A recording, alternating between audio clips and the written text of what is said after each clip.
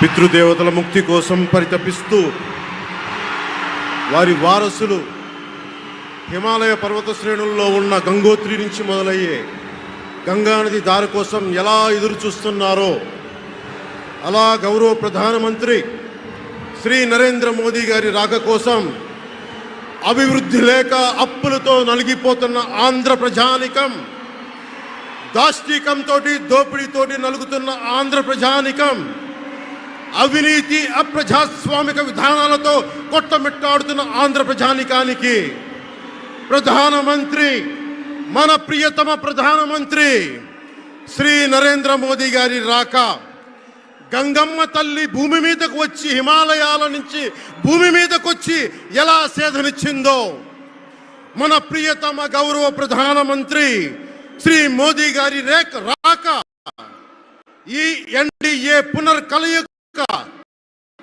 5 కోట్ల మంది ప్రజలకి ఆనందాన్నిచ్చింది. దేశ ప్రజల ఆశీస్సులతో ముచ్చటగా 3వసారి ప్రధానమంత్రి అవ్వబోతూ హ్యాట్రిక్ కొట్టబోతున్న శ్రీ మోదీ గారికి ఆంధ్ర రాజ్య ప్రజల తరపు నుంచి, ఎన్డీఏ కూటమిలో భాగస్వామ్యమైన 3 పార్టీలు భారతీయ జనతా పార్టీ, తెలుగుదేశం, జనసేన తరపు నుంచి శ్రీ నరేంద్ర మోదీ గారికి ఘన స్వాగతం పలుకుతూ హృదయపూర్వక నమస్కారాలు తెలియజేస్తున్నాను. 2014లో తిరుపతి బాలాజీ వెంకటేశ్వర స్వామి సాక్షిగా ఈ పొత్తు మొదలైంది. ఈ రోజున ఇక్కడ 2024లో బెజవాడ కనకదుర్గమ్మ సాక్షిగా ఈ పొత్తు వేరే రూపం తీసుకోబోతుంది. దుర్గమ్మ తల్లి స్వయంగా ఆశీర్వదిస్తుంది. ఇక్కడ ఆంధ్ర రాజధానికి అమరావతి దేదీప్యమానంగా వెలగాలని, దానికి నేను అండగా ఉన్నానని మోదీ గారు మరీ వచ్చారు ఇక్కడికి. ఒక్కసారి మన కోసం వచ్చిన మోదీ గారికి, మన కష్టాలకు భుజం కాయడానికి వచ్చిన మోదీ గారికి, 5 కోట్ల మంది ప్రజల కోసం నేను ఉన్నానని చెప్పి వచ్చిన మోదీ గారికి ఒక్కసారి బలంగా కరతాళ ధ్వనులతో ఘన స్వాగతం పలుకుదాం.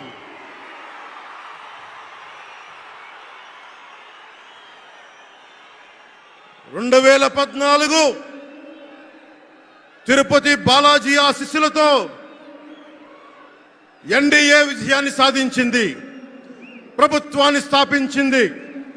2024లో దుర్గమ్మ తల్లి ఆశీస్సులతో మొదలు పెడుతున్నాం. అంతకు మించిన ఘన విజయం సాధిస్తున్నాం. ఎన్డీఏ ప్రభుత్వాన్ని స్థాపిస్తున్నాం. బిడ్డలకి అండగా ఉండే దుర్గమ్మ తల్లి అయ్య కంటే ఒక ముద్ద ఎక్కువే పడద్ది. అలాంటి తల్లి ఆశీస్సులతోటి మన ప్రభుత్వాన్ని స్థాపించే దిశగా వెళ్తున్నాం. మోదీ గారు డిజిటల్ భారత్ అన్న నేపథ్యంలో దేశాన్ని మొత్తం తీసుకెళ్తా ఉంటే, ఇక్కడున్న వైసీపీ ప్రభుత్వం అధికారికంగా ప్రతి చోట క్యాష్ ఎకానమీ అయిపోయింది. దేశాన్ని డిజిటలైజ్ చేద్దాం, కరప్షన్ తగ్గిద్దాం, బ్లాక్ మనీని తగ్గిద్దామంటే ఆంధ్ర రాజ్యంలో, ఆంధ్ర రాష్ట్రంలో మటుకు బ్లాక్ మనీ ఎక్కువైపోయింది.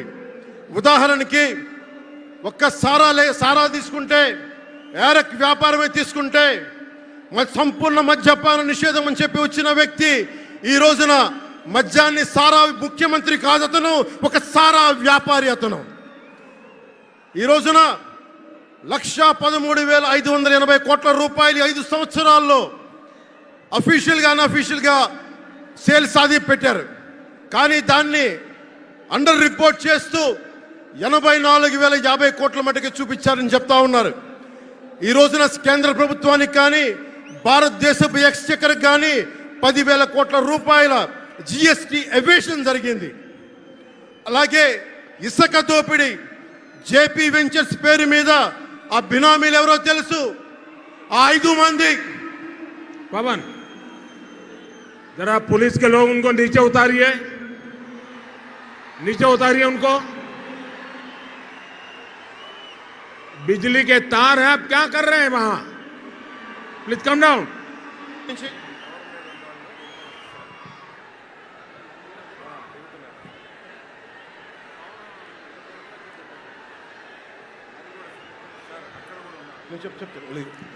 आपकी जिंदगी हमारे लिए बहुत कीमती है। प्लीज नीचे आइए। आप मीडिया वालों ने आपकी फोटो ले ली है, आप नीचे आइए।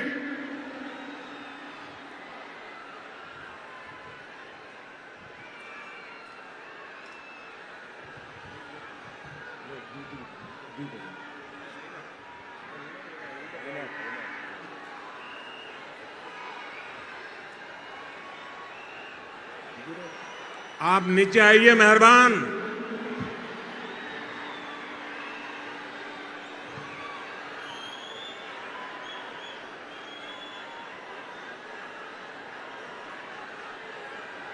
यहां जो पुलिस के लोग होंगे, इन सभी टावर पे जरा कहर करें।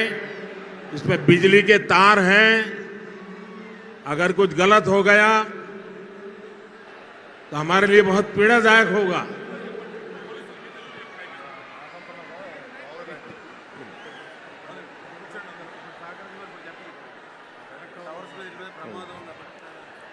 దయచేసి అందరూ ఆ ఎలక్ట్రికల్ లైట్స్ అన్నీ ఉన్నాయి, ఎలక్ట్రికల్ కనెక్షన్స్ ఉన్నాయి. దయచేసి మీ ప్రాణాల మీద ప్రధానమంత్రి గారు ఎప్పుడు ప్రోటోకాల్ బ్రేక్ చేసి మరి మీకోసం వచ్చారు. దయచేసి వాటి మీదకి ఎక్కకండి. సభ సజావుగా జరగాలి, మీరు క్షేమంగా ఇంటికి వెళ్ళాలని ప్రధానమంత్రి మోదీ గారు కోరుకుంటూ మరి సభ కంటే ముందు వచ్చారు. ఆయన మాట్లాడగల సమయం కంటే కూడా ముందు వచ్చారు మీకోసం. దయచేసి బాబు మీరు కూడా దిగిపోయింది అక్కడి నుంచి. ఆ టవర్ నుంచి దిగిపోమ్మా, నువ్వు కూడా దిగిపో. 6 నుంచి ఒక్క దిగిపో, దిగిపో దిగిపో దిగాలి దిగాలి. దయచేసి కింద ఉన్న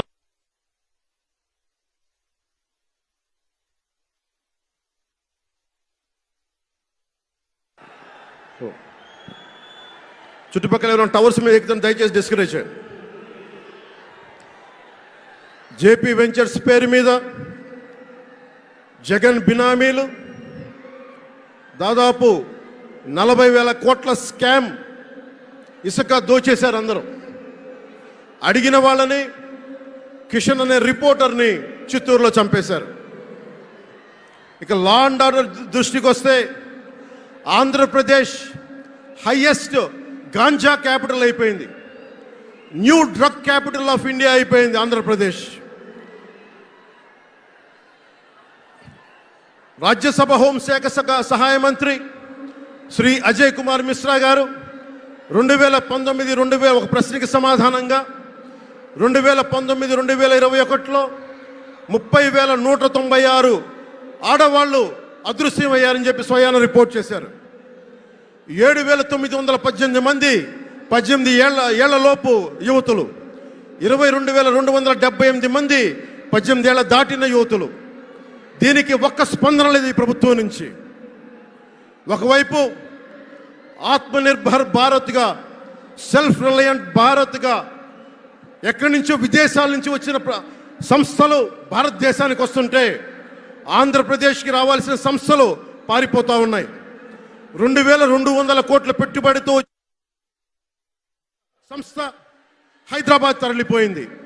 Amar Raja, Franklin Templeton, Reliance electric unit ఇవన్నీ ఈరోజు వెళ్ళిపోయినాయి ఆంధ్రప్రదేశ్ నుంచి.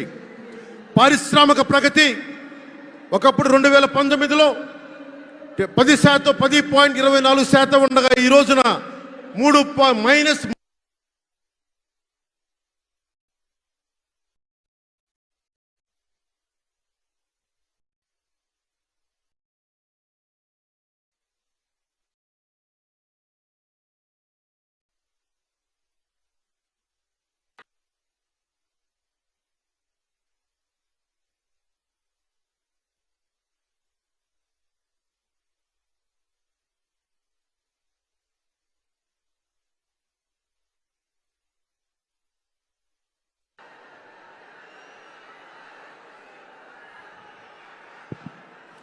-10% ఉండాల్సిన ప్రగతి. దయచేసి మీరు అందరూ మైక్ సెట్ మీద పడకుండా దూరంగా వెళ్ళండి. అందరూ దయచేసి మీ ఉత్సాహం దేశం రాష్ట్రం వైపు చూపించండి, దేశం వైపు చూపించండి. మైక్ సెట్ మీద పడితే మనకి మాట్లాడటానికి ప్రధానమంత్రి గారు విలువైన మెసేజ్ ఇస్తారు. దానికోసం మైక్ మీద పడకుండా, కన్సోల్ మీద పడకుండా దయచేసి అందరూ అక్కడున్న యువకులు అందరూ దయచేసి ఒత్తిడి చేయకుండా వెనక్కి వెళ్ళండి. ఆంధ్రప్రదేశ్ నెగిటివ్ గ్రోత్ పోతా ఉంది. మా మీద తెలుసు, వైజాగ్లో ఇన్సిడెంట్లు కానీ ప్రతిపక్ష నాయకుల మీద ఎలాంటి దాడులు చేశారో, బీజేపీ కార్యకర్తల్ని పొట్టల్లో కత్తులు గుచ్చి పేగులు బయటికి తీశారు వైసీపీ నాయకులు. వైఎస్ వివేకానంద రెడ్డి గారిని మర్డర్ చేయించిన ప్రభుత్వం ఇది.